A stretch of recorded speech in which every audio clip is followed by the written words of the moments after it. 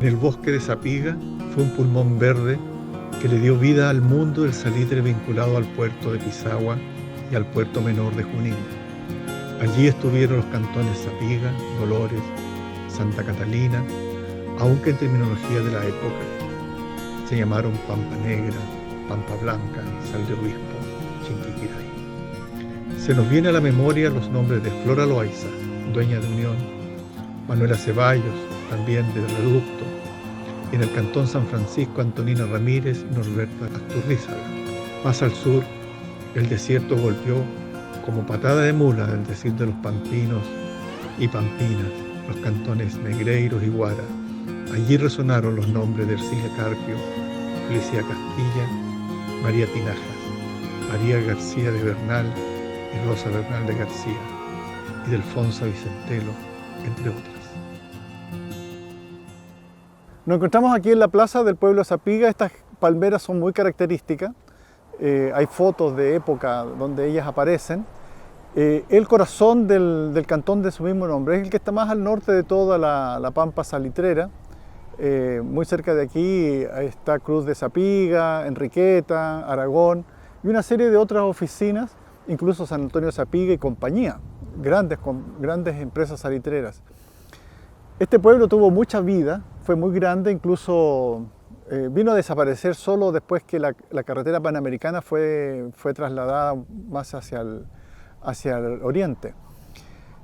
Muy cerca de la oficina de compañía, que está hacia el poniente, dirigiéndonos hacia el puerto de Pisagua, una emblemática oficina de parada llamada Matamunqui, donde hay una leyenda que se supone que Matamunqui desde donde se descubre el salitre. Y esa oficina de parada está asociada a un nombre de una mujer, Rosa Baluarte. Explicamos en el libro más detalles de ese misterioso nombre. Tanto Matamunqui, que significa oler asesina, puede ser aproximarse quizás al olor del yodo, ¿no?, en lengua aymara, según el diccionario Bertonio. Y también hay un misterio en el nombre de Rosa Baluarte. Así que yo le quiero invitar para que recorran este maravilloso pueblo de Zapiga, que tiene una historia maravillosa y que además se desenvolvió al interior de un bosque que también lleva su nombre.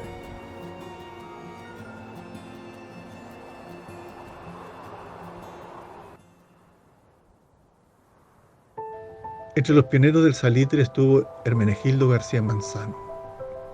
¿Por qué nos interesa él? Oscar Bermúdez dice que hacia 1885, cuando se conformó la Colorado Nitrate Company Limited, la oficina Buen Retiro había pertenecido 50 años antes al peruano Hermenegildo García Manzano. Era una oficinita de paradas, vecina al lugar en que se desarrolló más tarde el pueblo de Pozo Almonte, y solo constaba de 22 estacas. La viuda de García Manzano había demandado a los subsiguientes detentores de los títulos de Buen Retiro, alegando la invalidez de estos, y en 1882 dirigió su acción en contra de North y Harvey, en cuyas manos estaban en ese momento los certificados. La referencia de Oscar Bermúdez es imprecisa, pero nos permite establecer que Hermenegildo levantó su parada salitrera en la década de 1830. Tenemos una información de febrero 12 de 1844, donde el juez de paz, Manuel Baltasar Manzano, residía en Buen Retiro, posiblemente un familiar cercano de Hermenegildo, pues él se sumó a María y a sus hijos en la solicitud del gobierno del Perú para impedir la venta de la oficina en 1877. Buen Retiro y su vecina Calacala, que fuera de propiedad después de Zoila Hidalgo Castro, también pudieron haber sido pueblos antes que Pozo Almonte, porque en ambas se realizaron servicios asociados a la minería, como consta en la documentación de la época. En el periodo chileno, Buen Retiro se transformaría en la gran salitrera de la Compañía Colorado de John Thomas North y sus socios, junto a la oficina Nueva Carolina, que llevaba ese nombre en honor a Carolina Loaiza, y la peruana, esa oficina de máquinas que levantó Virginia Loaiza Valtierra la más destacada empresaria salitrera del periodo peruano y que destacamos en este libro. Este lugar, que ahora está convertido en un verdadero basural, a pocos metros de la ciudad de Pozo Almonte, en realidad, aunque quienes pasen por aquí les resulte difícil de creer, esto fue la oficina Buen Retiro de la Compañía Colorado del Rey del Salitre, de John Thomas North y sus socios. El descuido, el desconocimiento quizás también, ha llevado a que estos ripios, estos vestigios, aquí tenemos el ferrocarril que subía hacia un ripio, hacia la planta de elaboración, toda esta zona, que además aquí cerca también estaba la oficina Nueva Carolina, los vestigios de su campamento, han quedado no solo en ruinas, no solo abandonados, sino, como les decía, transformados en un basural. Cuando esta historia de Buen Retiro no solamente tiene que ver con la Compañía Colorado, que llegó a ser una de las más grandes del ciclo del salitre, de las tres grandes compañías que iniciaron, North, Harvard, Dawson y los socios, que fue Buen Retiro, Ramírez y Primitiva, la historia es mucho más larga. Cuando recién comenzó la explotación del salitre, hubo muchos mineros que desde Huantajay a Santa Rosa, de la minería de La Plata, ¿cierto?, se vinieron al desierto a catear el caliche en la búsqueda de una nueva alternativa económica para esta provincia tan alejada, fronteriza, en cierta medida abandonada, ¿cierto?, desde los poderes centrales, cuando su riqueza cae. Estamos a comienzos del siglo XIX y, entre otros, Hermenegildo García Manzano le solicitó una habilitación, en el fondo es un crédito, a Juan Bautista de la Fuente, descendiente de la familia de la Fuente, tan rica del periodo de La Plata, encabezado por José Basilio de la Fuente, un crédito para levantar una oficina de parada aquí, en esta zona. Luego del fallecimiento de Hermenegildo, quedó ese crédito pendiente y pasaron a varias manos, y su viuda, y aquí es que lo que nos interesa, doña María Coria, inició un juicio a quienes estaban ocupando su oficina salitrera, que ya tenía nuevos dueños, de manera muy irregular. Y esos dueños, cuando inicia el juicio doña María Coria, era la compañía Quiroga y Vicentelo, quienes habían instalado aquí la primera planta o máquina de elaboración de salitre por vapor. Fue un larguísimo juicio que incluso impidió en algún primer momento que Quiroga y Vicentelo pudiesen vender esta oficina en el proceso de expropiación durante el gobierno de Manuel Pardo a los bancos asociados al gobierno del Perú. Pero eso fue solamente un traspié, porque finalmente Quiroga y Vicentelo pudieron vender esta oficina al gobierno peruano y posteriormente fue rescatada por estos socios, digamos, North, Harvard, Dawson, para transformarla en la Compañía Colorado. Doña María Coria y sus hijos dieron una larga lucha, frustrada, triste, realmente es uno de los episodios más tristes del despojo que hubo, ¿cierto?, de las primeras familias salitreras en Tarapacá. Y como ella, muchas otras que revisamos en este libro sobre estas mujeres olvidadas del periodo peruano del ciclo del salitre. Más al fondo podemos ver, si la cámara me acompaña, girando un poquito hacia mi izquierda, hay una planta, podemos ver una pequeña planta que retrata lo que es hoy día una planta de yodo de la compañía Kosayash, ahí estuvo la oficina Cala-Cala, muy famosa en el periodo del grupo Nebraska, donde se unía Cala-Cala, ¿cierto? Santa Laura, Humberston, que está al fondo, más al fondo, el campamento Don Guillermo, Peña Chica. Este cantón de Pozo Almonte, el cantón Pozo Almonte, donde los primeros salitreros, venidos especialmente de la zona de Pica Matilla, catearon aquí, también de La Tirana, catearon aquí, se conocieron como la oficina de Más Afuera, luego el cantón de Pozo Almonte, se transformó ya en el siglo XX en el grupo Nebraska.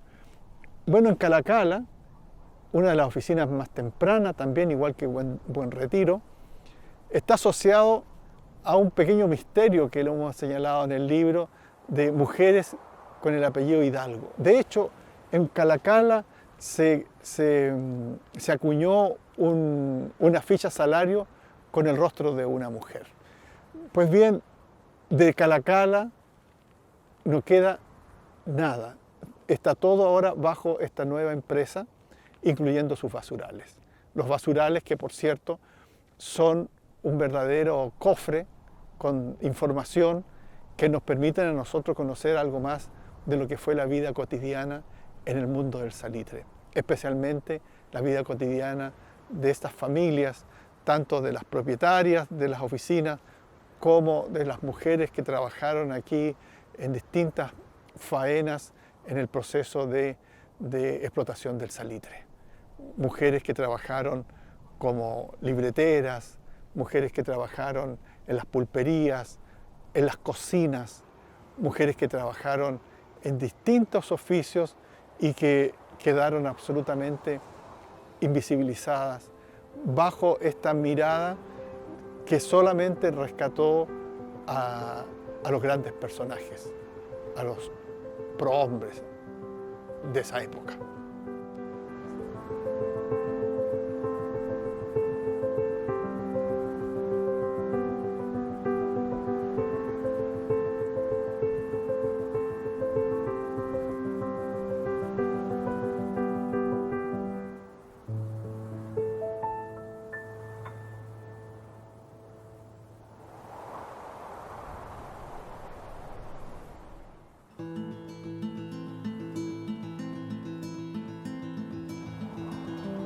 Si hubo un pueblo temprano en la historia del salitre que se consolidó, ese fue La Noria, ubicado a unos 40 kilómetros del puerto de Iquique, distancia que recorrió el primer tren salitrero construido por la empresa Montero Hermanos. La Noria se consolidó por sobre sus competencias cercanas como Yungay o Cocina. Allí se instalaron como vecinos personajes como Jorge Smith, Andrés Keating, Eugenio Marquesado o Robert Harvey, y mujeres como Martina Verdugo, Grimanesa Loaiza Valtierra, Tomasa González, viuda de Portocarrero, María del Pilar Bustos, Martina Torres, entre otras. En el cantón La Noria vivieron las empresarias salitreras María Manuela Contreras, Lucía Ceballos, viuda de Albarracín, Virginia Loaiza, viuda de Zavala, entre otras mujeres mineras de la época. Aquí estamos en el pueblo de La Noria. Este pueblo fue el más importante de todo el sector de la zona de Iquique, vinculado al puerto de Iquique, del periodo peruano.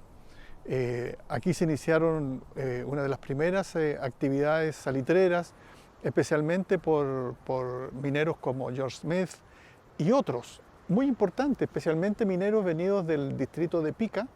Aquí los apellidos Bustos, los apellidos Loaiza, también Marquesado, Verdugo, el apellido Lecaros, Ceballos, estuvieron en esta zona. Se construyó el primer ferrocarril de la provincia, desde Iquique a La Noria, por la compañía Monteros, a fines de la década del 60 y a comienzos del 70, del siglo XIX, por cierto, ya estaba operando este ferrocarril a La Noria, que le dio un auge, una importancia fundamental a este pueblo por sobre el pueblo de Cocina, que estaba muy cerca aquí, o Yungay, o Sebastopol.